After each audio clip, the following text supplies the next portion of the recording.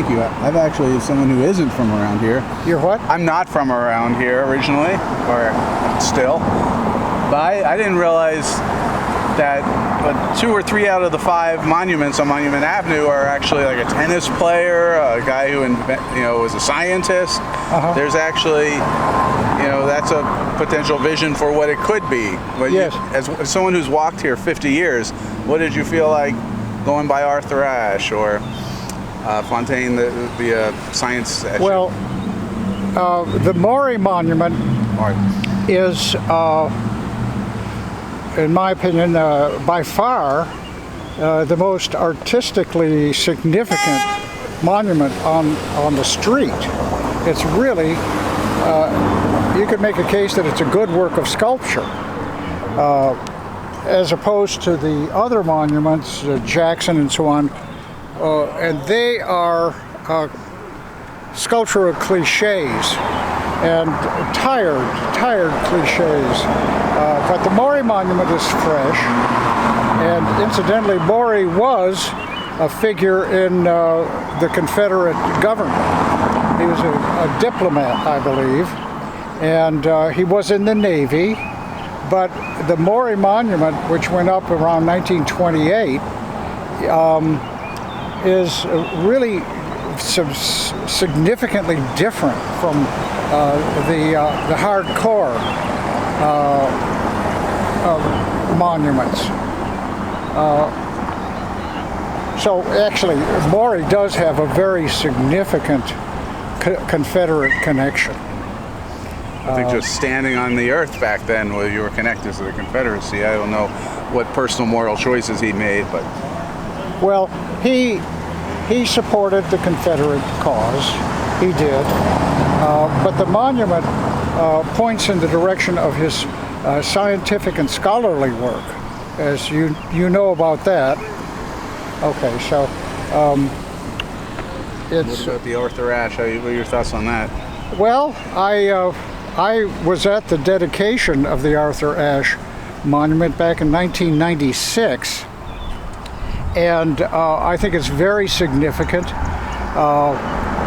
And I think the inscription from the Old Testament, I believe, on the base of the monument is perfect, really perfect, very good.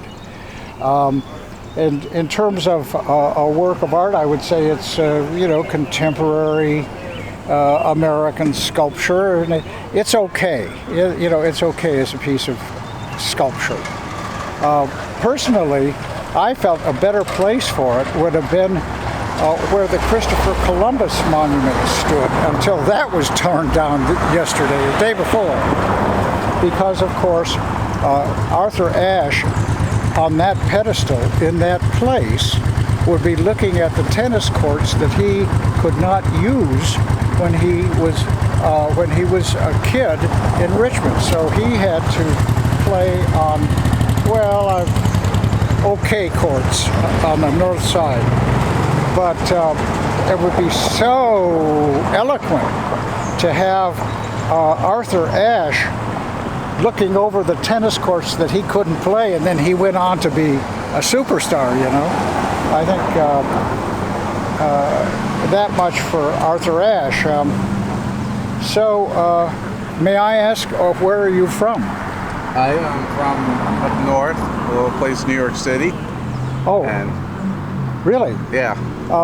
And are you recording this for any purpose? I make documentary films.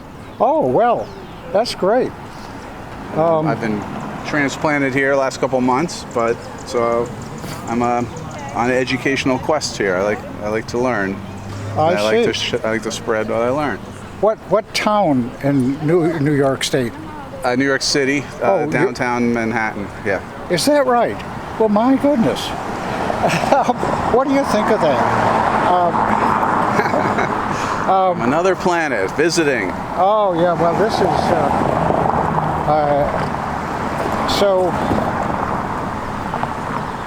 is, this is an interesting neighborhood. That house there is very interesting. You can see that it's a very big house. And that was constructed in the 1920s by a very rich family, and it's just another indication of Richmond and Virginia, but Richmond's obsession with England.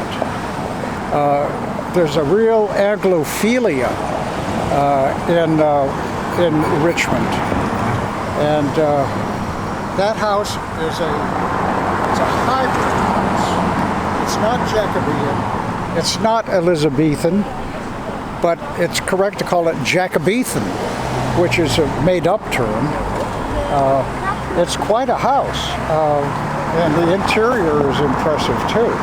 I've thought of Richmond, what I've noticed, is very Parisian. There seems to be they have fetishized Paris architecture and the layouts of the city and stuff. But my amateur observation here, but you see. I must say, I don't think it's Parisian. Now, if you were to go that direction on Monument Avenue, or even maybe stand in the middle of the street, you'd see a steeple in the distance. Okay. That steeple is on St. James's Episcopal Church here in Richmond, and it's a respectable imitation of St. Martin in the Fields in London, which St. Martin in the Fields dates from about 1730, and that is so Richmond and so Virginia to look back to England. Didn't Jefferson design a lot of this, and was he traveled? You know, he was influenced by Paris and whatnot, or well, do I have that wrong? Jefferson was a Francophile. Yeah. And his name's all over this town. Well, he didn't His have stamp. much. He didn't have much to do with the layout of the city. Of course, he provided a model and the impetus to make the Virginia Capitol, which is a greatly inflated version of a Roman temple in the south of France, in Nîmes, France. There it's called the Maison Carrée, and it's a nice little Roman temple. And Jefferson really, really liked it. So he had a lot to say about what this Capitol was going to look like, and it turned into a kind of imitation or a replica of the Maison Carrée, but much bigger. You know, it's a real American inflation. Yes, and steroids, before steroids. So, yeah, exactly. Yeah. And what's your background? How do you know all this stuff? Are you as well read, or are you a professor of this, as student of life? What's going on here? I'm all of that. You and I both. What can I say? I've read a lot about Richmond history and Virginia. I have taught at Virginia Commonwealth University and at the University of Richmond.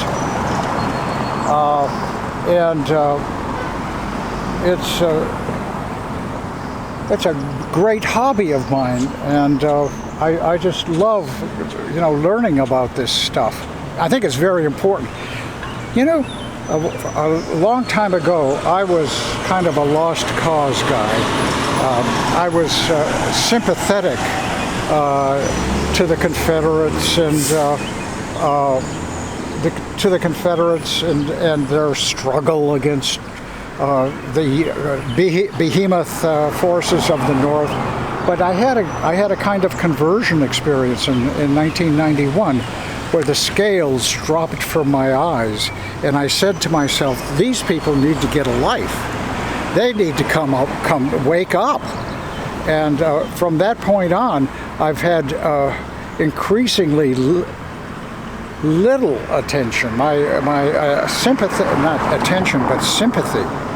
I've become less and less sympathetic with the lost cause baloney. And by the way, if you want to get a really good example of lost cause empty grandiloquence, go up and capture, if you can, what it says on that plaque and that plaque to the Army and then the Navy of the Confederate States, because that That's perfect lost cause baloney.